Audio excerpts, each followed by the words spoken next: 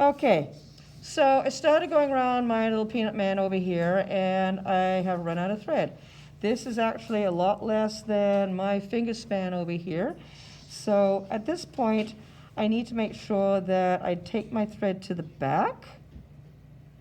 So when you're in the middle of blanket stitch, or any stitching for that matter, and you kind of run out, you sort of take your stitching, oh, you know what, this is going to be interesting, trying to thread that. Okay, if you have problems in threads fraying, give it a little snip like that and give yourself something that's less frayed to deal with, because it's guaranteed to go into your needle a lot better when it's all together. See? Okay. So what I'm going to do once I've done that last stitch is go down to the back right below the corner that it makes on that box that we were talking about. I'm going to flip this over here, and I'm going to do my lock stitch, which you've seen me do a few times before. So like I said, you can make a loop and then go through it. And you see how my tail is wanting to get involved here, like I've got a very short leash on this fabric, on this thread here. Or you can wrap. Now at this point, I have to go and make a loop because I don't have enough room to really wrap. If your thread is getting so short that you cannot get the needle round like this, what I've also done is stuck the end of the needle back in through the loop and done it like that.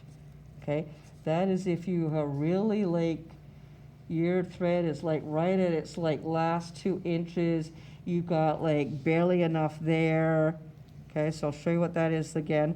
So you're making your loop and you're putting the eye of the needle back. This is like when you like forgot and got carried away and forgot to actually trim things off and leave enough to end off your stitching there. Okay, so I've ended my stitching there. I'm going to grab another piece of floss over here, or crochet cotton, as that's what we're using.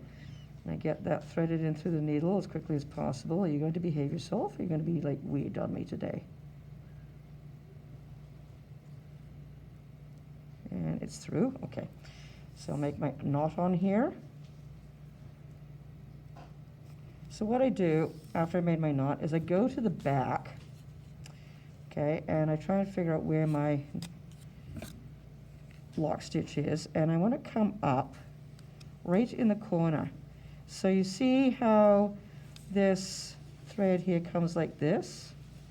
I want to come up right in this spot here. So I'm going to come up from the back, right in that corner there. And now it just looks like I've wrapped my thread and I'm ready to make another blanket stitch.